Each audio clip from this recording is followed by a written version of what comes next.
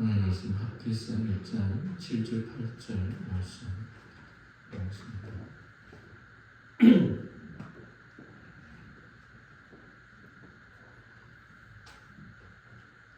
만군의 여호와가 말하는 너희는 자기의 행위를 살필지니라. 너희는 산에 올라가서 나무를 가져다가 성전을 건축하라. 그리하면 내가 그것으로 말미암아 기뻐하고 또 영광을 얻으리라. 여호와가 말하였느니라.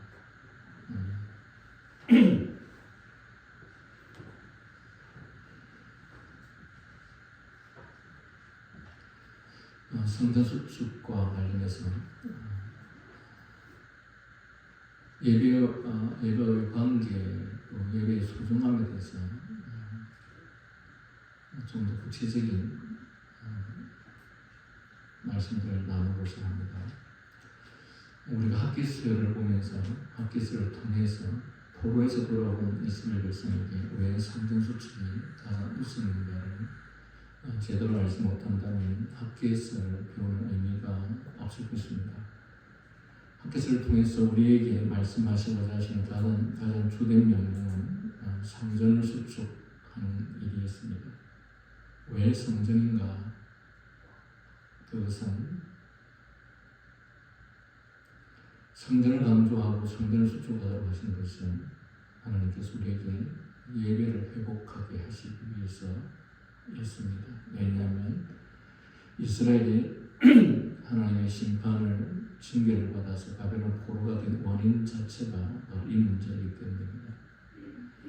따라서 신자와 교회가 예배로부터 멀어지면 그들은 필연적으로 우상 숭배를 하게 되는데, 그때의 우상 숭배라는 것은 단순히 다른 종교 또는 미신을 섬긴다는 것뿐만 아니라 하나님이 아닌 다른 것을 의지하고 신뢰하며 또 하나님이 아닌 다른 것을 더 좋아하고 더 중요하게 여기게 됨으로써 자연히 하나님으로부터 또 하나님을 사랑하고 경외하는 것으로부터 멀어지게 되기 때문입니다.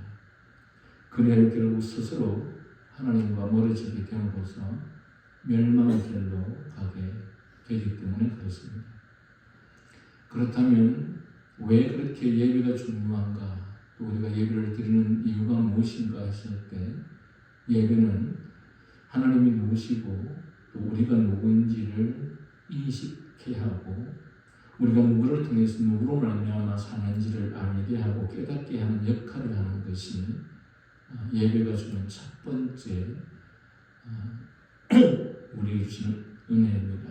이 말은 역으로 우리가 하나님께 매주일 예배하지 않는다면 세상을 창조하시고 통치하시며 주관하시는 하나님의 존재를 아마도 망각하게 될 것이고, 또 우리를 영원한 저주와 심판으로부터 건져주신, 구원해 주신 그리스도의 구속의 은혜를 망각하게 되기 때문입니다.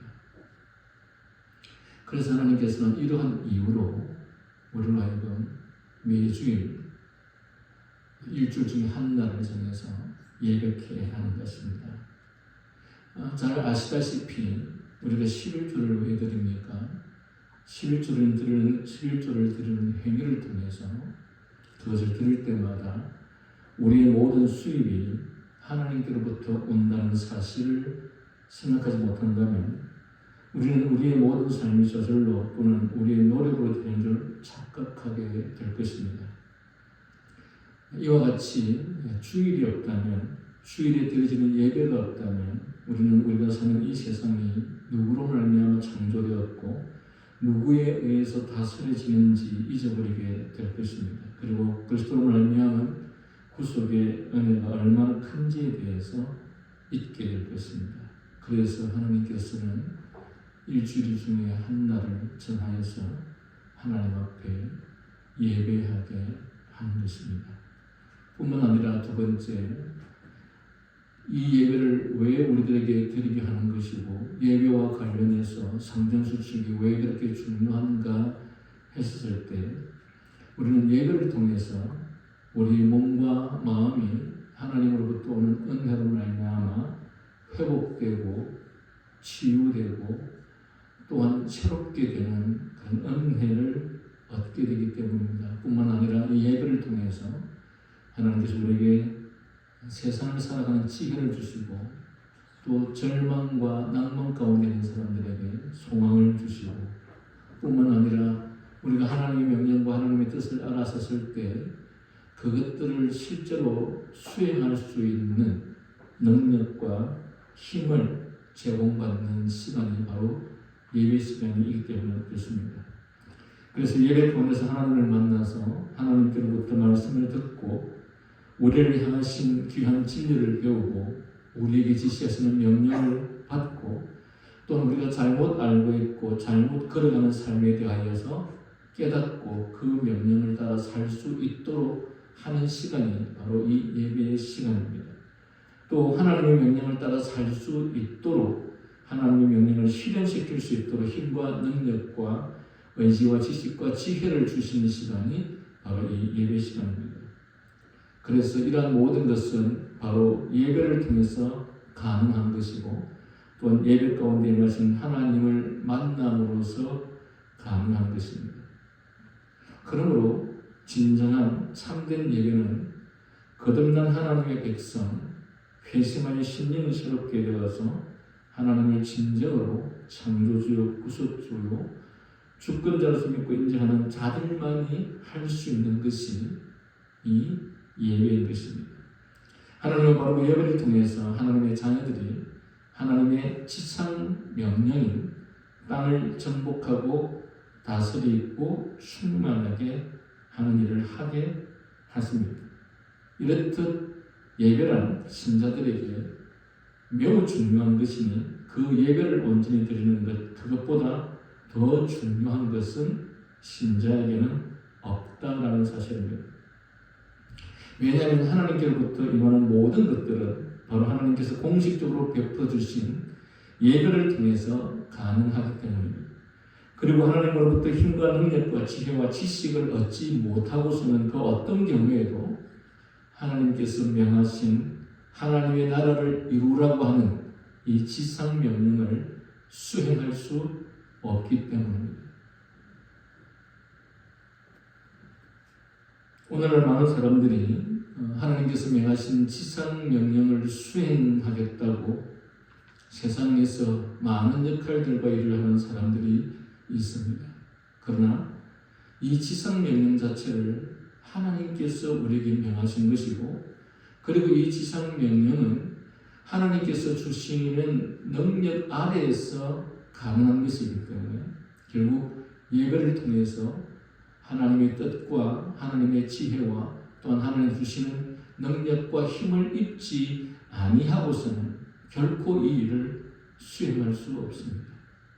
그렇다면 그 예배 가운데에서 이런 힘과 능력과 지혜를 과연 어떤 경우에 얻게 되느냐 했을 때 그 예배라는 것은 바로 참된 믿음을 소유한 자만이 드릴 수 있고 참된 믿음을 소유한 그 자들이 하나님 앞에서 참으로 하나님께서 명하시고 규정하시고 제정하신 그 방법에 따라 예배할 때 그 가운데에서 하나님께서 지상 명령을 수행할 수 있는 힘과 능력과 지혜를 주신다는 사실입니다. 그러므로 이 예배가 온전치 못할 때 이 예배를 통해서 온전한 하나님을 만나지 못하는 경우에 어떤 경우에도 하나님께서 우리에게 명하시는 지상 명령을 수행할 수 없다는 것입니다. 그러므로 하나님께서 하나님의 뜻대로 하나님이 지시하신 방식대로 예배하는 것과 또 예배할 때 그 예배의 대상이 우리의 자신의 만족을 위함이 아니라 반드시 하나님이어야 하는 것은 신자가 해야 할 최고의 행위입니다. 그런데 이스라엘은 이러한 원리를 망각했고 그에 따라 예배를 소홀히 했으며 예배와 관련된 모든 것들을 자기들의 뜻과 방식대로 즉 편의주의로 행했던 것을 우리는 잘 알고 있습니다.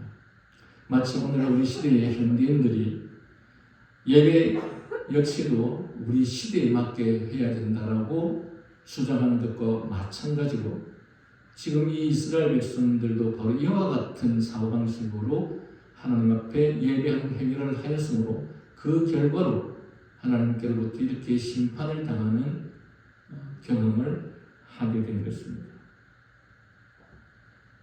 그리하여 칼빈은 성경의 권위에 의존하지 않고 제 멋대로 다양한 예배 형태를 고안하는 것보다 더 사악한 죄는 없다. 우리가 지난 목요일날에도 그런 공부를 했지만 우리는 이 세상을 살면서 어떤 것이 더 사악한 죄냐 했을 때 도둑질, 강도질, 살인, 남에게 사기치는 것 이런 것들은 엄청난 죄로 여기지만 하나님 앞에서 제멋대로 다양한 형태로 예배를 고안해서 드리는 것을 사악한 죄라고 생각하지 않습니다. 아니 사악한 죄라고 생각하기보다 오히려 그런 다양한 방식으로 많은 사람들이 예배에 참여하고 또한 예배에서 기쁨과 즐거움과 흥분을 하게 된 것에 대해서 마치 오히려 잘한 것처럼 여기고 있는 것이 오늘날 이 시대의 교회의 현실입니다. 그러나 오히려 반대로 하나님 앞에 하는 이 예배의 행위가 자신들이 원하는 방식으로 다양한 방식으로 하는 것만큼 사악한 죄는 없다. 하나님께서 이스라엘을 단지 도덕적으로 부패하고 타락해서 그들을 심판하셨습니까? 아닙니다. 하나님 앞에 이 예배와 관련해서 그들이 자기들 방식대로 자기 편의주의로 하나님께서 명하시는 방식대로 하나님께서 명하시는 뜻대로 예배하지 않는 것 때문에 하나님께서 그토록 이스라엘을 심판하셨다는 사실을 우리는 기억해야 됩니다. 이런 사고방식을 가진 사람들은 무엇이든 의도와 목적만 좋으면 방법에는 문제가 없다고 하는 말도 안 되는 억지를 행하지 않아야 함을 강조하는 내용입니다. 그래서 무엇보다도 우리는 항상 이 부분에 있어서 조심해야 하는데 실용적 관심보다는 언제나 성경의 기준이 더 중요해야 하고 우선이 되어야 된다는 사실입니다. 실용적 관심이 뭡니까? 실용적 관심은 항상 결과만 좋으면 된다는 것이죠. 성경이 뭐라고 말씀하시는 별 상관이 없고 결과가 좋으면 되지 않느냐. 성경이 무엇을 명령하느냐가 우선이 아니라 결과가 좋은 것이 우선이 되는 이것이 바로 실용적 관점인 것이죠. 그런데 이러한 실용적 관점이 오늘날 교회 안에 있는 교인들의 마음에 얼마나 크게 지배하고 있는지 모릅니다. 그래서 그러한 생각이 사로잡힌 사람들은 결과만 좋으면 되고 과정과 방법은 별로 중요하지 않다고 하는 그런 실용적인 관점은 그리스도인이 가장 경계하고 조심해야 할 영역 중에 하나입니다. 주일에 입학시험을 쳐서 더 좋은 대학에 들어가서 명예를 높이면 더 좋은 것 아닌가. 주일에 사업을 해서 더 많은 돈을 벌어서 더 많은 헌금을 하면 그게 훨씬 더 좋은 게 아닌가.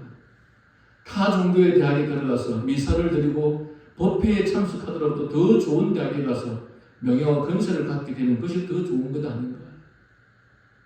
이렇듯 실용적 사고방식은 오늘날 교회가 타락하고 진리를 왜곡하는 가장 무서운 사탄의 전략입니다.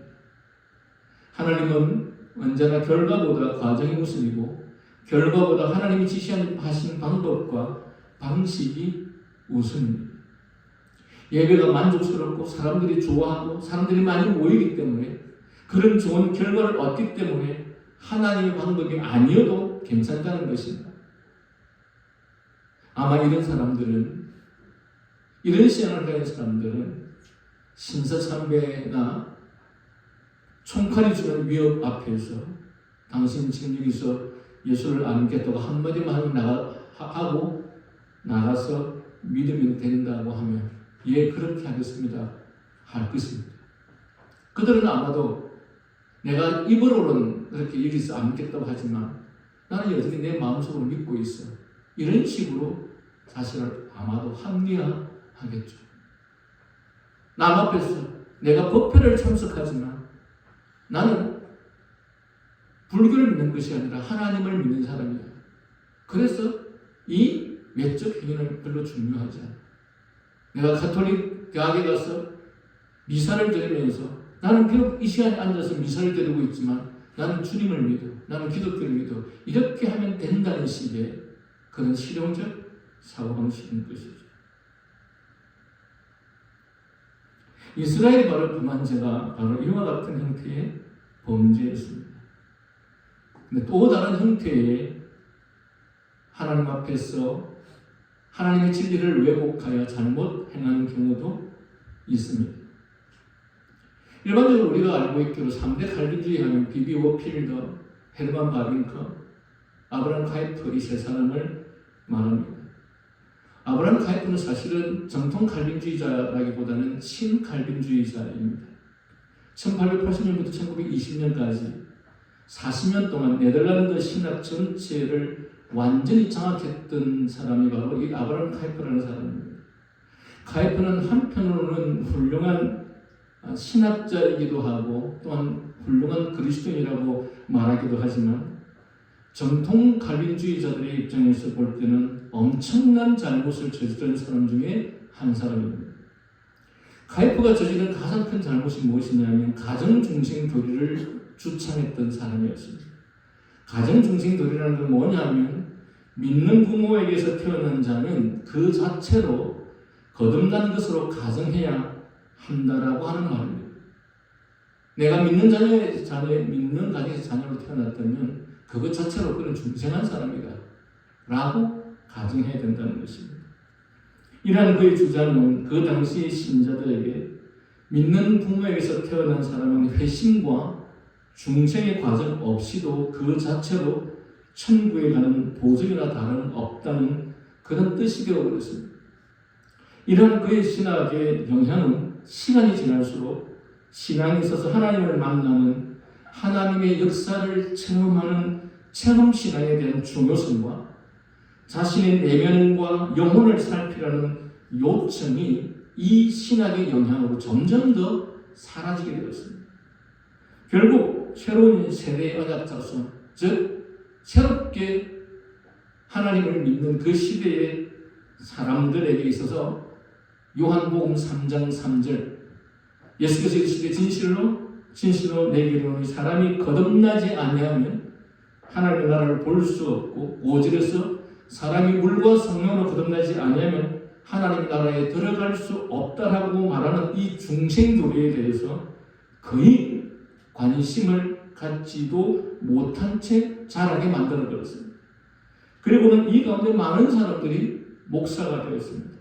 또한 이들 가운데 적지 않은 이들이 체험신앙, 즉 중생과 회심에 대한 신앙 자체를 아주 낯설어하는 그런 결과를 낳게 만들었습니다. 그리고 바로 이러한 원인을 통해서 오늘날 네덜란드 교회의 현 시대의 고질적 원인을 발견하게 되는 것입니다.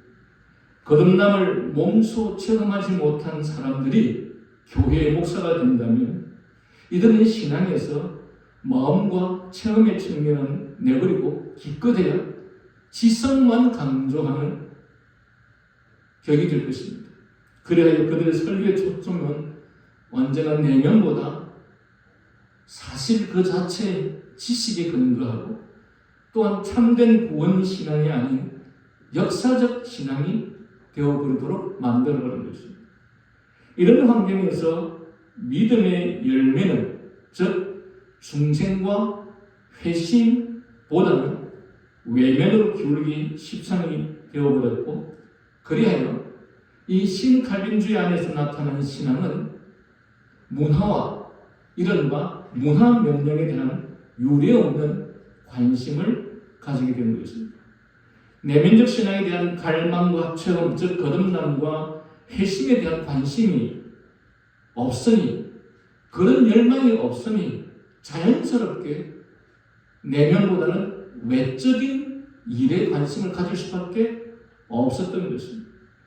그리하여 그들은 윌리엄 영이라고 하는 신학자에 의하면 그들은 결국 문화와 예술뿐 아니라 경제와 정치 활동까지 포함하는 그것인 외적인 문화명령 운동에 지나친 열의를 갖게 되었고, 그리고 그들은 택함 받은 자들의 구원에 나타나는 하나님의 주권적 은혜로 말미암은 중생과 회심에 대한 관심을 그만두고, 즉 그런 것에 대한 관심은 거의 갖지 않은 채 그로 말미암아 그러한 신앙들이 결국은 심리적 도락과 정치 활동의 명분이 되어버렸던 것입니다.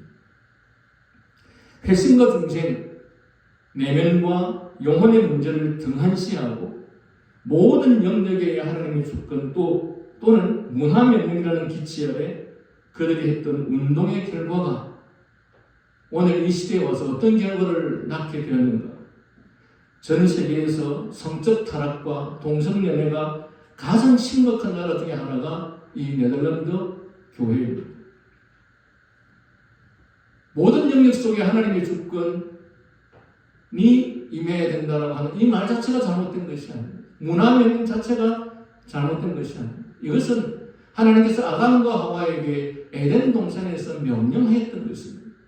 이것 자체가 중요한 것이 아니라 이 가정중심 교리를 통해서 회심과 거듭남과 중생의 은혜를 입지 않은 자들이, 그것에 관심이 없는 자들이, 그것에 관심이 없다 보니 기독교가 할 일은 외부적인 것에 밖에 관심을 둘 수밖에 없었던 것입니다.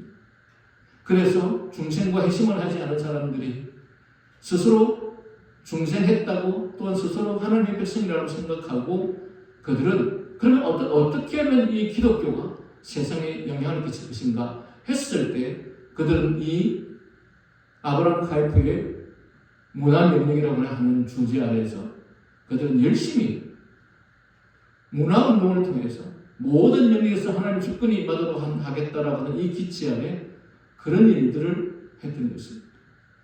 그러나 이들이 놓치게 되었던 것은 무엇이냐? 세상은 이런 운동을 통해서 바뀌는 것이 아니라는 사실을 이들이 잘 알지 못했다는 것입니다. 많은 사람들이 하나님의 나라, 하나님의 주권, 하나님의 통치가 있는 나라를 만드는 것이 마치 기독교인의 운동으로 또는 교육으로 또는 정치적 활동으로 된다고 생각하고 있습니다. 물론 이 사실은 분명히 하나님께서 행하신 명령 중에 하나라는 사실을 부인할 수 없습니다. 하지만 결코 그것이 전부가 아니라는 것이 문제인 것입니다. 하나님의 나라와 통치는 중생과 회심으로부터 출발하고 그리고 온전한 예배부터 출발합니다. 하나님께 드리는 온전한 예배를 통해서 우리가 바른 진리를 알고 또한 성령의 은혜로 말미암아 거듭나고 회심한 자들이, 중생한 자들이 성령의 능력과 은혜와 힘으로 말미암아서 하나님의 뜻을 수행할 수 있는 그것을 바로 예배를 통해서 예배로부터 얻는 것인데, 이것이 전제되지 않는 가운데서 하나님의 일을 한다는 그 자체가 모순이라는 것입니다. 결국 이것이 전제되지 않으면 하나님의 백성과 구원과 아무 상관없는 자들이 하나님의 일을 한다고 하는, 그리고 하나님께서 하시는 것이 아니라 자신들의 힘으로 자신들이 행하는 운동으로 세상을 바꿀 수 있다는, 그야말로 하나님께서 보시기에 너무도 황당한 행위를 하는 것입니다. 그런데 여기 네덜란드 교회의 신학과는 다른 형태지만 결론적 측면에서 보면 오늘날 우리 사회의 신학도 바로 이런 형태의 결과를 낳는 신학을 갖고 있는 것이 사실입니다. 거듭나지 않은 자들이, 회심하지 않은 자들이, 그것이 어떤 것인지도 모르는 자들이 자신들의 내면적인 하나님의 백성으로서의 사역의 본질인 하나님을 경외하는 삶, 온전한 예배를 통해서 자신을 알고 하나님을 높이며 하나님께 영광이 되고자 하는 삶, 또 세상의 복음을 전파하여 사람들을 거듭나서 구원에 이르게 하고자 하는 것보다도 세상의 모든 제도와 가치와 체제를 바꾸게 하겠다는 이 운동을 더 중시하여 그런 것들에 과도하게 관심을 갖는 노력과 열심이 팽배하게 되는 것입니다.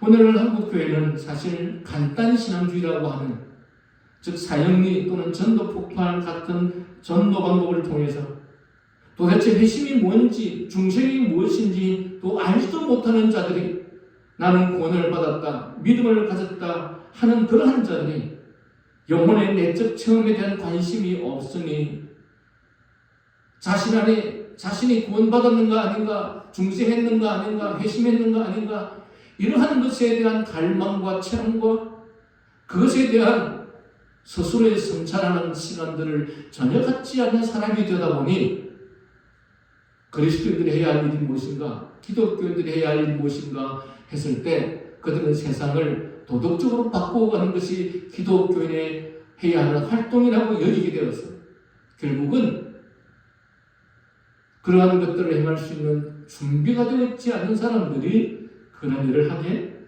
되었다는 사실입니다.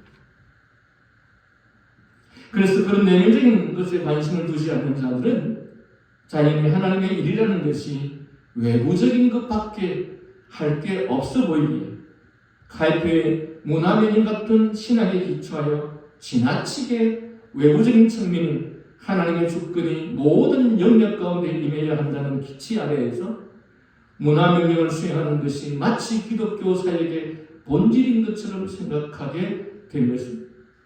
물론 하나님의 나라가 온 세상 가운데 임해야 하는 것이 사실입니다. 그것은 반드시 하나님께서 우리들에게 에덴 동산으로부터 명령하신 것이 사실입니다.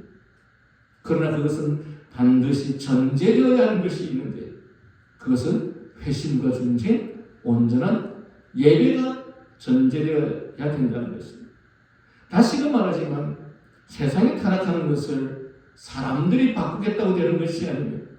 무엇보다 세상이 그렇게 되는 것 자체가 하나님께서 세상을 심판하시기 때문에 그렇다는 것을 우리는 알아야 합니다.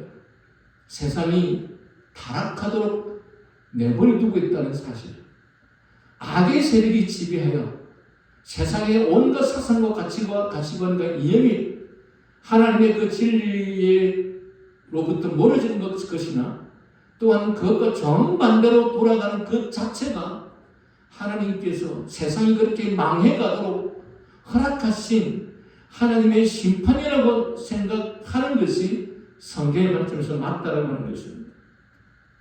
여러분, 우리는 심판이라는 것을 이런 경우만 생각합니다. 국가나 타 국가에 의해서 전쟁으로 망하게 되는 일들이라든지 아니면 자연재해인 홍수나 기근이나 지진 등을 통해서 환경적으로 망하는 경우도 있습니다.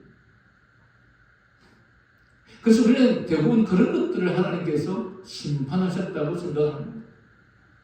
그러나 여러분, 하나님께서 심판하시는 형태는 그런 외부적이고 물리적인 것으로도 심판하시지만 우리들 안에 있는 사상과 가치가 부패하고 타락하게 만들어서 스스로 하나님과는 점점 멀어지고 하나님을 떠나게 만드는 것조차도 하나님께서 심판하시는 하나의 형태인 것입니다. 그래서 자유민주주의를 사랑하고 좋아했던 사람들이 이후에는 사회주의를 사랑하고 기독교를 사랑했던 사람들이 이후에는 이슬람을 좋아하고 이런 형태로 망해가도록 하나님께서 심판하신다는 것입니다. 그러므로 이런 모든 경우들이 하나님의 심판의 형태라면 우리가 이것들을 막겠다는 것은, 우리가 이것들을 고치겠다는 것은 하나님께서 우리를 향해 심판하신 것을 대적하고 거부하고 막아보겠다는 것과 다름이 없는 것이라는 사실입니다. 마치 하나님께서 예레미야를 통해서 이스라엘이 바빌론에 의해서 멸망하게 될 것이다 라고 명령하고 여라고 가르치고 있는데 이스라엘 백성들은 아닙니다. 우리는 그럴 수 없습니다. 그렇게 해서는 안 됩니다.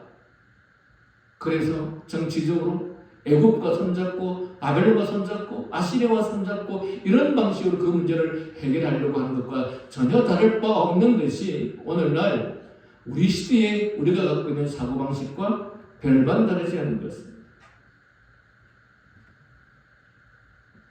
그러므로 우리는 일하는 것이 우리에게 주어졌을 때 우리에게 어떤 형태로든지 징계와 심판이 온다면 그것이 왜 왔는지를 살피고 그 근본적인 해결책인 회개와 돌이킴으로써 하나님께 나아가는 것이 그 해결책일 것입니다. 다시 말하면 그 해결책이라는 것은 온전한 예배자로 오직 하나님의 뜻과 명령에 복종하는 방식으로 자신들의 영광이 아닌 하나님의 영광을 위한 삶으로 돌이키는 것이 우리의 회개의 본질입니다.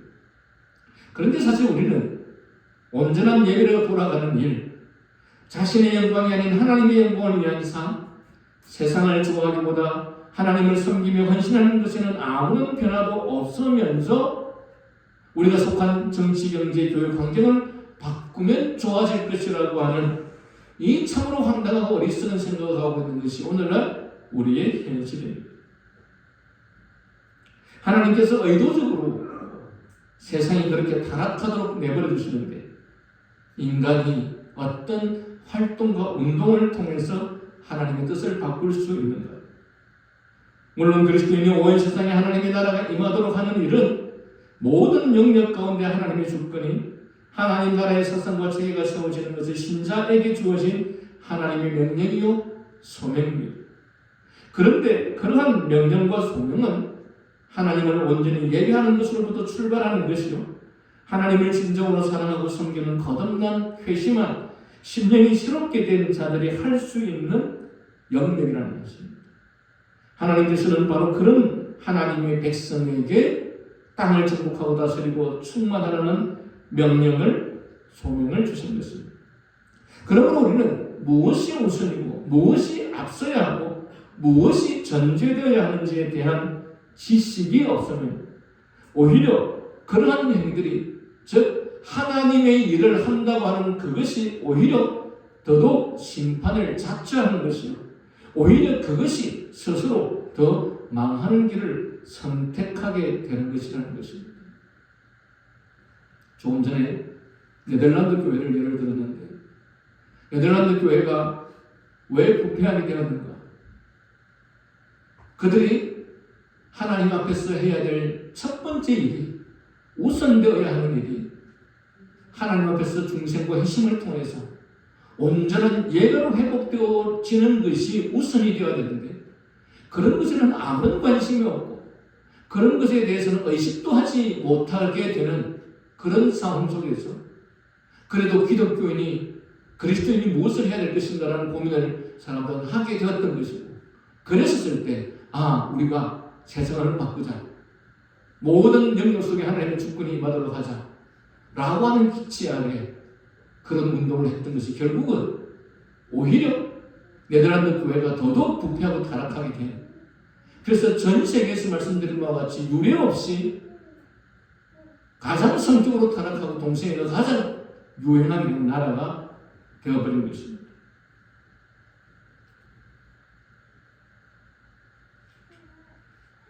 사실 오늘날 자칭 그리스도인이라고 하는 자들은 모든 것을 자기 위주, 자신의 영광, 자기 만족, 자신이 원하는 삶을 절대로 포기하지 않는 삶을 사는 것이 사실은 일반적입니다.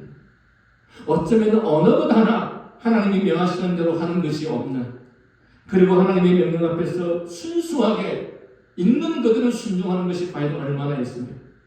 예배부터 시작하여 모든 것을 자기들의 방식대로 합리화해서 자신들이 원하는 대로 살면서 그런데 그렇게 하면서 저들이 무슨 하나님의 영광을 위한 일들을 한다는 겁니다.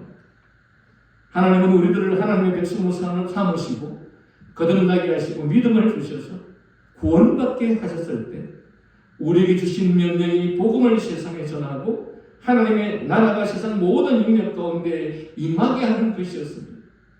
그런데 그 명령을 수행할 준비가 되지 않은 자들은 회심도 중생도 하지 않은 자들이 그보다 더 후순위인 세상의 제도를 바꾼다는 것은 본질이 전도된 것입니다. 여러분 사실 세상을 바꾸는 일은 우리가 성경에서 수도 없이 보는 것처럼 여러분 하나님께서는 세상을 바꾸는 일을 한 사람을 통해서 얼마든지 하실 수 있는 분이시고 그렇게 하셨던 분이십니다. 우리들이 무슨 운동을 해서 세상이 바뀌는 것이 아닙니다. 여러분, 모세 한 사람을 통해서 애국을 초토화시켜버리고 300만 명이 넘는 이스라엘 백성들을 이스라엘로 구원하는 일을 모세 한 사람을 통해서 하셨습니다. 요셉 한 사람을 통해서 이스라엘이 기근에 의해서 완전히 망해가고 있고 민족 자체가 완전히 사라져버릴 위기 속에서 요셉 한 사람을 통해서 이스라엘 민족을 구하셨습니다. 다니엘 한 사람을 통해서 바벨론이라고 하는 이방 나라를 바꾸고 친 하나님이 그분이셨고, 또한 다니엘 한 사람을 통해서 그곳에 있는 모든 하나님의 백성들을 지키고 보호하는 일들을 하나님께서 하셨습니다. 여러분, 에스더 모르드게 두 사람을 통해서 이스라엘 민족이 완전히 몰살당할 수밖에 없는 위기에 처했을 때 하나님께서는 그 두 사람을 통해서 이스라엘 민족을 구원해 내렸습니다. 마찬가지로 여러분, 온 세계의 복음이 누구로 말미암아 전했습니까? 바울이라고 하는 특별한 한 사람을 통해서 어마어마한 복음이 세상 속에 전파되었습니다. 세상을 바꾸는 일, 하나님의 거대한 역사가 일어나는 것은 믿음의 사람, 하나님의 앞에 전적으로 순종하는 사람을 통해서, 또 그런 한 사람을 통해서 일하신다는 사실을 결코 잊어서는 안 됩니다. 요즘 건국운동이라는 영화, 다큐멘터리 영화가 상영되고 있지 않습니까? 여러분, 가만히 역사를 한번 살펴보십시오. 이 대한민국이 어떻게 해서 해방을 맞이했었습니까? 독립운동가들의 독립운동을 통해서 아마도 하나님께서 이 이승만 대통령이라는 분을 사용하셔서 그로 하여금 미국의 저명한 유명한 실력 있는 자들과 관계케 하고,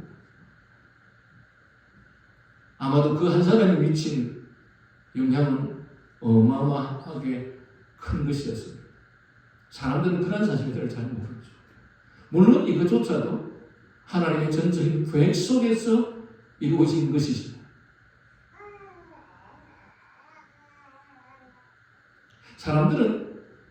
많은 사람들이 그 무엇을 해야만이 어떤 일이 일어난다고 생각합니다.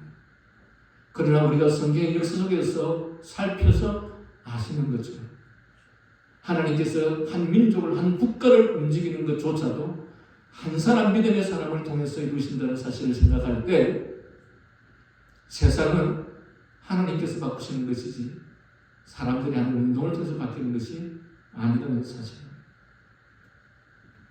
여러분, 소돔과 고모라가 단지 우상 숭배와 부패와 타락으로 말미암아서 멸망되었습니까? 하나님께서 아브라함에게 이렇게 말씀하셨습니다.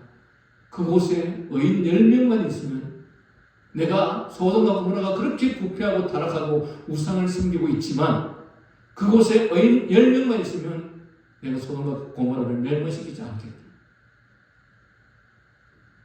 표면적으로는 그들이 부패하고 타락해서 멸망하지 않았습니까? 그런데 하나님께서는 그곳에 의인 10명만 있었다면 내가 그곳을 멸하지 않겠다. 즉, 세상이 망하고 세워지는 것은 인간들의 활동과 노력을 통해서 되어지는 것이 아니라 하나님을 전적으로 신뢰하고 하나님의 뜻을 따르고 하나님께 순종하는 소수의 사람들을 통해서 세상을 움직여간다는 것입니다. 그러므로 오늘 그리스도인 우리들이 해야 할 일들이 뭡니까?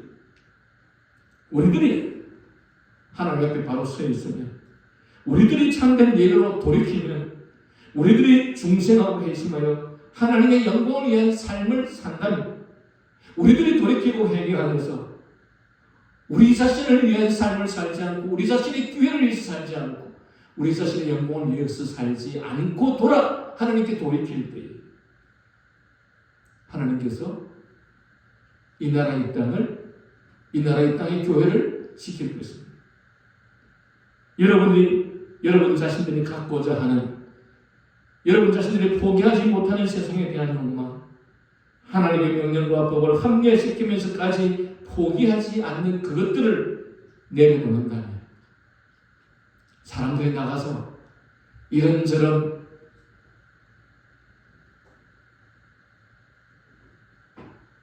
이념을 일깨워 보겠다고 하면, 또한 하나님의 원리에 맞지 않는 것들을 무너뜨려 보겠다고 하는 그런 활동을 하지 않아도 된다는 것입니다.